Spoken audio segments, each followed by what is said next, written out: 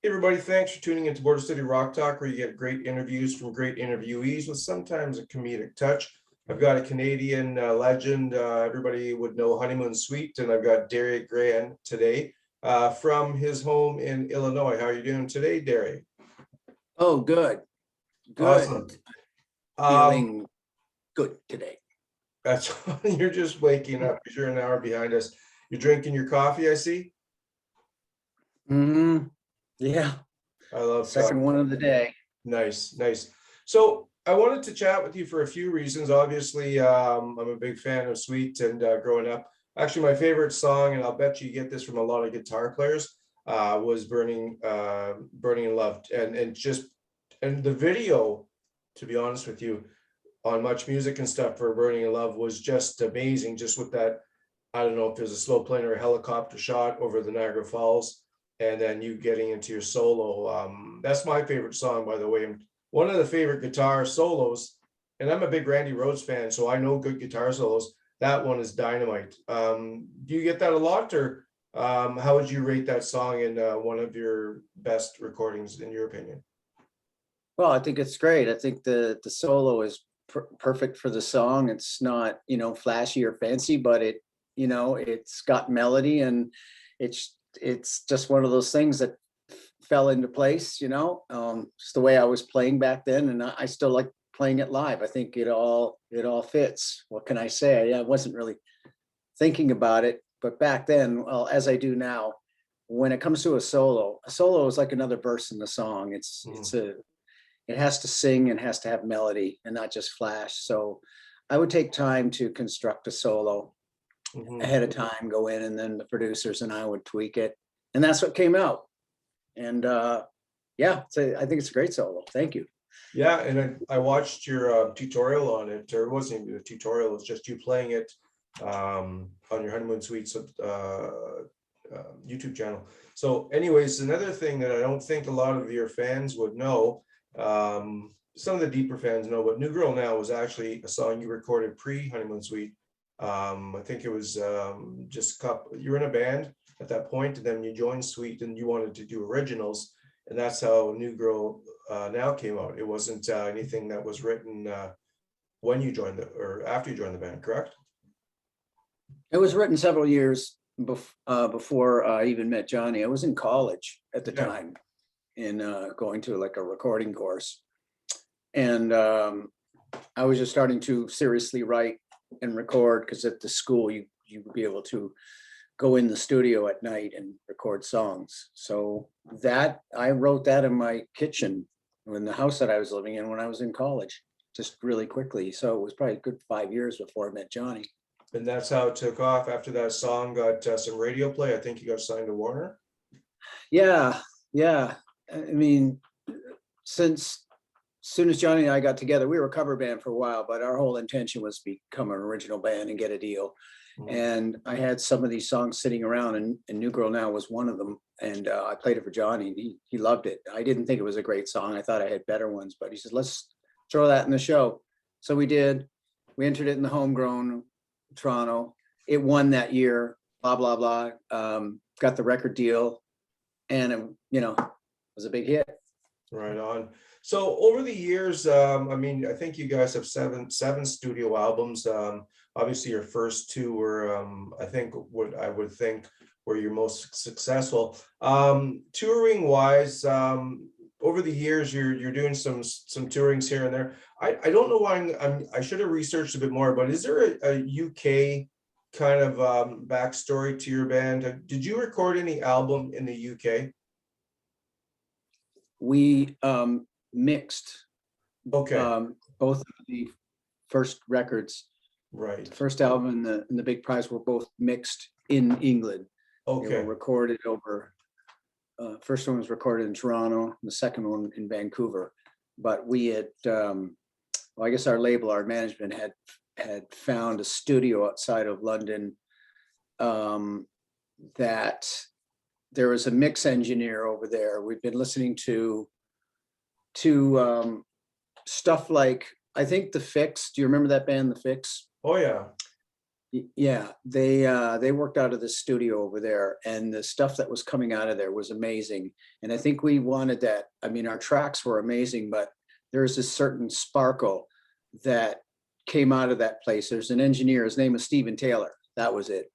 And he was doing some amazing things. So somehow we decided to take our raw tapes from Toronto over there to him, and he made magic of the tracks that shows how important the mix is. He just took rough, not rough tapes, but uneq'd, well-recorded tracks, and then he sprinkled magic dust on them. And really, that's why New Girl Now and Burning Love sounds the way it does. So it was a super good move that we did that. He made it radio ready, really made the record great. So we did that on the Big Prize, and you can hear how great the Big Prize sounds. Same guy mixed it over in England, and amazing.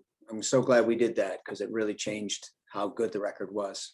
And you have a big following in the UK as well. I recently saw you and Derry jumped up on stage. I think it was at some kind of a pub, and you did an impromptu version of New Girl Now. So do you guys make it a habit of, once or twice a year, pre C19, getting over there and doing some shows? Well, funny enough, we will go over there every once in a while. We get a festival or something, and we go over to the UK. Not as much as we did in the 80s. We were over there all the time, touring next to our records. But funny enough, this new album that we're working on, the reason we were there is because the producer that we're working with had just recently moved there from Nashville. Johnny and I and this other guy have been recording this new album probably for the last 2.5, 3 years now. And he started out recording in Nashville. Then Mike, that's his name, Mike Crumpus, he decided to move over to the UK, and we're still halfway fit through the album. So right before COVID, Johnny and I had been making trips over there every couple of months to do tracks and things to try and finish it. So that's why we were there working on the album. And then we just went out to a pub one night close by because Mike's a guitar player too, and just got up and played. Wow. So when is there a release date coming out for this? It's been really hard because COVID kind of shut it down for a while when nobody could travel. And since then, we've released 2 singles in the last year or so off that record. And Mike is slowly, mixing tracks. Unfortunately, there's no release date because it's now the middle of summer. And we're full on touring now, and he's got a band, he's touring over there. So it's very kind of frustrating that we can't get this done, but so much is happening now with COVID being over, everything opening up, and I'm so insanely busy. So yes, I'm determined to finish it. He just needs to find a few weeks where he can finish the other 6 or 7 mixes. So it's in the can. So I don't know.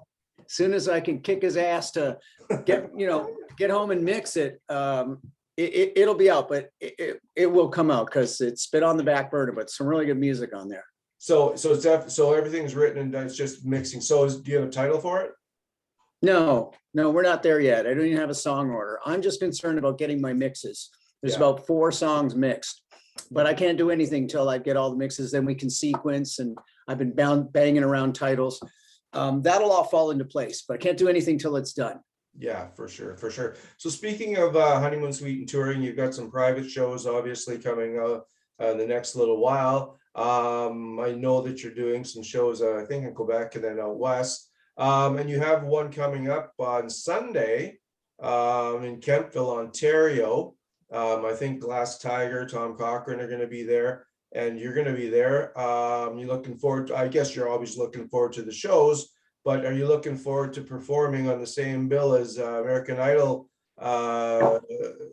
Leah Marlene? And if anybody's been living under a snowbank in Canada doesn't know Leah, I'm speaking to her father right now. So you stoked about that show? Oh, very much so. I love Leah, and I have been spending so much time together. We just moved out. I just moved her out to LA like a couple of days ago when I got back. And we've done a lot of traveling together in the last little while just for her career and stuff. So like I said earlier, she's going to be with me anyways, playing a show. And we got her on this Kempville show, and she's going to play a set, which is fantastic. It's a little bizarre. To my surprise, we're going on very early, which I've been so busy, I had no idea who was even on the gig. So Hmm. apparently we're playing at 1 PM, which is Oh, really strange. Yeah.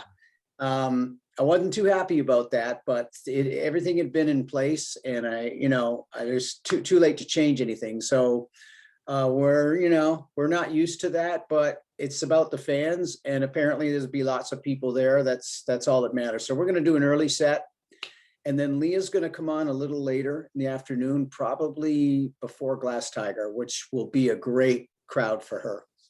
absolutely. And you know what? 1 o'clock for Honeymoon Suite. I mean, they're gonna get more people at that time frame than you're gonna believe, because there's so many Sweet fans out there. So I remember seeing you guys back in Sault Ste. Marie when you were starting out, and I think you opened up for Triumph. Yeah, we did some shows with them back in the day. Yeah, I think it was Triumph, and yeah, I got hooked on you guys right away. So, guitar influence wise, like I mean, I'm a guitar player myself. I play a little guitar here. Um, so I'm just curious who influenced you. Well, um, I've been doing this a long time, and when I was a kid, Richie Blackmore was, I guess, my first hero, Mhm. guitar hero, and still is. That's really what started me when I heard Smoke on the Water. Yeah, And I loved Santana, early Santana. I loved Alice Cooper, Kansas, all those bands. So that's really where I wanted to get my licks at first, is learning Deep Purple songs. And I think any guitar player needs to go back and learn Deep Purple songs and Blackmore licks, because it's based in the blues, but it's rock, and it's even a little neoclassical. Richie's an amazing player. yeah, You wouldn't have Yngwie Malmsteen if it wasn't for Richie Blackmore. They're kind of two guys in the same universe. And then later on, when I first heard Eruption, that was another turning point in my life, when I first heard Eddie Van Halen. hmm, And at the time, music was just shit, on the radio, a bunch yeah, of pop, disco crap. And then all of a sudden you hear Eruption on the radio, and You Got Me. It's like, it knocked me off my feet. And mhm. like, finally, rock is back. And I've loved Eddie ever since. Not because I want to be him, but I just love his attitude and what he's done for guitar playing and Yeah, writing. yeah, for So I sure. love him, and there's all kinds of guys, Satriani, Steve Vai. There's a lot of guys that I'll listen to, because they're all doing great things. Yeah, actually, when Eruption came out, I was intrigued with the albums throwing on that guitar, just instrumental. That was the thing of the day. And you had one of my favorite, anyways, was Carlos from Quiet Riot's Battle Axe. So, Okay. do you remember that one? No, is that a solo? Yeah, it's just a solo, just like Eruption was on the album, just as in its own piece. Is it on a Quiet Riot record? Yes, I think it's on Mental Health. So yeah, check it Okay. out. Bad Lax is just an amazing song, and it's just about, I think, a minute and 20 seconds, and it's him going at it. But it's Eruption, but it's in the style of, it's more of a classical metal speed, kind of Sure. almost Bach kind of thing. Is it really really Sure. interesting, man? Okay. Cool. Yeah, so I'll just send you a clip through a messenger or an email. Anyways, so with your daughter, what do you foresee for her future? Obviously, she's going to be well, obviously she's in the now. She's right out there. Yeah, what do you see for her upcoming? I mean, you must be so happy for sure. Yeah. Yeah, it's pretty amazing, pretty surrealistic how it all, played out. But she has been doing this since she was 8 years old, and has wanted to be a singer, songwriter, artist. And American Idol, what that did is it took her from an unknown to somewhat of a known quantity now. And it probably saved her the next 3 or 4 years of her career slugging it out, trying to get up to that level. So now she's got this terrific momentum, but it's American Idol, which comes and goes, and now it's over. And they kind of fall off a cliff after that if they don't get the record deals and everything, which she didn't yet. Yeah. But now the work has just started for her.